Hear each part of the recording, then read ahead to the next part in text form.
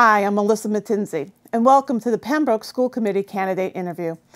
I want to take a moment to thank our candidate for participating in this interview and collaborating with PAC TV to bring this informational programming to the residents and voters this election season. So let me explain the format. Today, Mike Tropeano will be interviewed. Mike will have 2 minutes to introduce himself, speak about his background, qualifications, and why he's running for office. I'll then ask a series of questions related to school issues. Mike will be hearing the questions for the first time during this forum. He'll have 2 minutes to answer the questions. After the questions, he'll have 2 minutes for closing remarks. The 2-minute time frame will be shown on the screen for him to see. So we're going to get started with the opening statement. And Mike, you have 2 minutes. Great. Thank you, Melissa, and thank you to PAC TV for hosting this. I'm Mike Tropeano, and I have had the pleasure of serving the people of Pembroke on the Pembroke School Committee for the past 20 years. The past 2 years specifically, I've been chairman. I am asking for your vote at our June 26th election. A little bit about me. My wife and I purchased our home in Pembroke 24 years ago next week, and has been home ever since. We have 3 children. Our daughters graduated from Pembroke High School in 2016 and 2020. I grew up next door in Hanson, graduated from BU with an undergrad in accounting and Bentley University with an MBA. I currently work for a large financial services technology firm leading growth strategy for wealth management. During my time in the committee, I've been a leader on ensuring fiscal responsibility, lobbying for the needs of our most vulnerable students, and a strong supporter of our athletics, fine and practical arts programs, and also been a voice at the state level, working on the MIA Game Officials Committee, and most recently their subcommittee reviewing issues around bias, social justice, and discriminatory practices statewide. The Pembroke Public Schools are faced with unprecedented task of navigating through the effects of the pandemic. An issue experts believe will impact our children for many years to come. I am experienced to know that the hard work is ahead of us. Complex issues such as addressing learning loss, ensuring we meet the social and emotional needs of all learners, and positioning our graduates for the new economy are just some of the things that we'll be working with as we move forward. I look forward to using my 20 years of experience and willingness to dive deep into issues to make sure we continue to make every dollar count in the delivery of the best education the taxpayers of Pembroke can afford, collaborate to deliver programs to position our graduates to be employed in the new economy, and work to make sure that we are meeting all the needs of the children of Pembroke. I look forward to your questions, and hopefully earn your vote on June 26th. Thank you, Mike. So now we're going to move on to our questions. And question 1, given what we've learned and experienced over this past year, is there anything you would have done differently relating to the schools? You have 2 minutes. Sure, absolutely. Obviously, the pandemic, we were changing things constantly. Information was coming to us rapidly, and information changed dramatically. I think if we were to look back at what we know now, and we knew that back on March 13th, when we made the decision to go to a fully remote, we would have still done what we did for the fully remote portion of the end of last school year. What I think we would have done differently is looked at alternative ways to provide more synchronous learning to our students. That was probably one of the biggest challenges that we saw, was having that face-to-face instruction. We also would have done things around trying to get students back even quicker. When we made the decision to go hybrid, I was one of the 3 votes to have us go hybrid back last August. One of the most difficult decisions I've ever made. At that time, the data was somewhat in our favor as far as going back, but it was also things we didn't know. Knowing now about whether it be social distancing, whether it be masks, whether it be the lack of school spread, we may have brought students back more frequently, or for more frequent than the 2 days that they were in school. We would have even, last thing I'd probably mention on this, I would have gone back to school potentially earlier than we did with this April, when we brought all of our grades back. So this March, what I would say then going back is we would have kept what we did last school year. I would have tried to push for more synchronous learning in this school year, and we would have brought students back even sooner, because we have not seen school-based spread, mainly because of some of the measures that we put in place this year.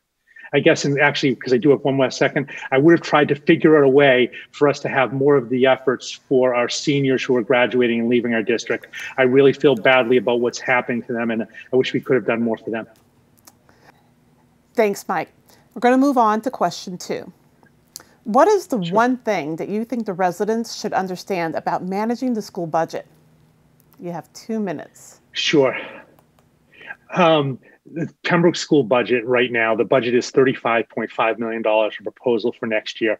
When you include nearly $3 million in CARES funding that has come into the district, ESSER 2 state funding, there have been lots of monies that come in, even in about the $3 million in grants that we receive.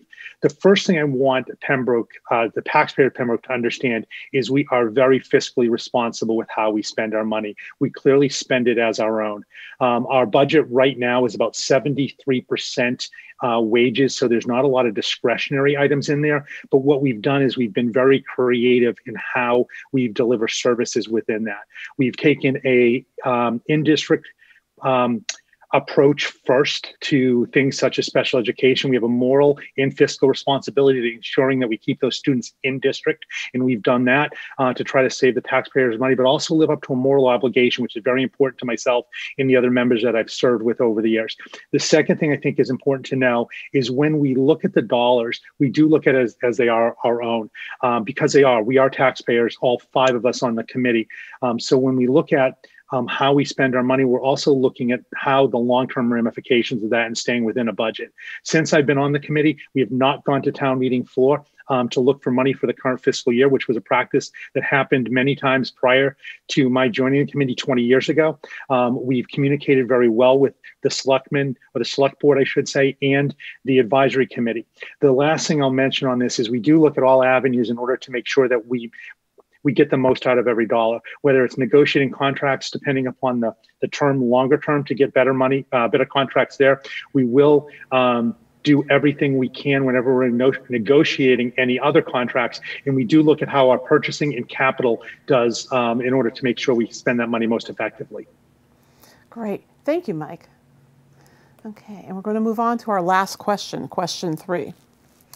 What is your vision for a student of the Pembroke Public Schools? And what skills do you think their education should provide for them for the future? And you have 2 minutes. Sure, that's a really important question, something I've been talking about a lot lately. I've talked to a few business owners in town with regard to this specific item. One of the things I've said at the committee level is I don't want us to focus on what the percentage of our graduates are going on to 2- and 4-year colleges. I think that's a stat that we get hung up on, which doesn't truly reflect the effectiveness of the district. I want us to be 100% of making sure we get the right opportunities for the students who graduate. That can be college, it could be 2 years, 4 years, it could be trade school, it could be union, it could be the military, it could be just going into the workforce, a gap year, whatever is best for that student. And I think we should get to that. So the skills they should have, they need a lot more hands-on. We've done over the past 2 years, we've worked with a project called Project Lead the Way to give more hands-on or experiential learning.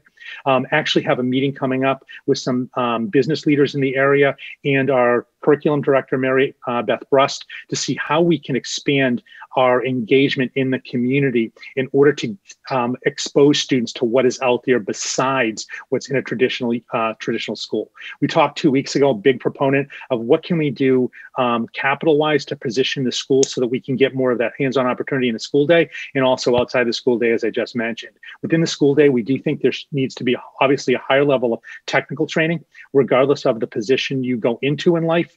You need some type of technical training, the ability to get around with a computer, whatever it happens to be, a device. So we do look at that as pretty critical. We also look at how can we expand things such as robotics, and how can we start to look at those fine and practical arts that do have a place in the new economy. I started talking about what we're trying to do with 21st century skills. I do believe it's more hands-on or experiential learning versus traditionally what we thought of. There's obviously a role and importance of that within the district, but we still need to make sure that those hands-on skills are not lost, and especially giving vocational options.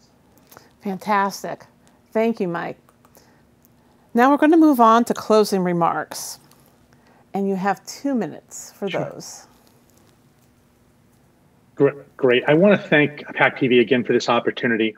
Just remind everybody, I am Mike Tropeano. I'm asking for your vote on June 26th. I've been asked why to run for re-election considering my youngest graduated Pembroke High School last year. The answer is the same as it's been each of the 7 times that I've been on the ballot for Pembroke School Committee. I care deeply about the town of Pembroke and the future of our children.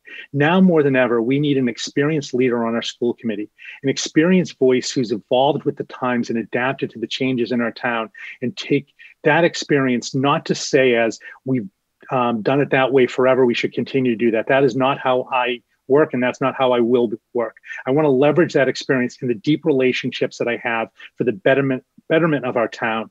One thing is for certain, the town of Pembroke will have a new member on the committee. Currently excluding Jim Agnew, who's chosen not to run for re-election, the remaining members have a combined experience of serving the town of just slightly more than 3 years.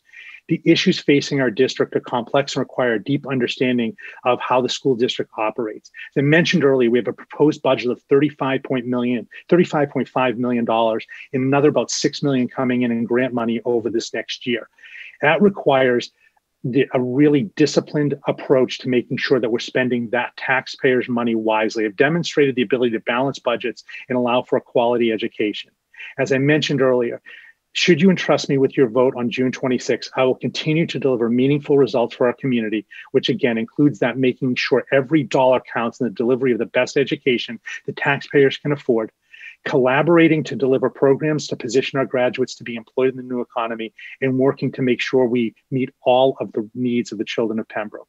If you have questions on my qualifications, clearly reach out to me either through phone or my Facebook page, Mike Tropeano for Pembroke School Committee. And in closing, I just humbly ask for your vote on June 26th and to continue serving the town of Pembroke for the next 3 years. Mike, thank you. And thank you for participating in this interview. We wish you the best of luck throughout your campaign and in the election. And for our viewers, thank you for joining us. If you're interested in watching replays of this interview, please visit our website, pactv.org/elections, for replay times and online viewing options, including PAC TV's on-demand and streaming service, PAC TV Prime. And please, make your choices heard by voting in the election on Saturday, June 26th. Thank you and good day.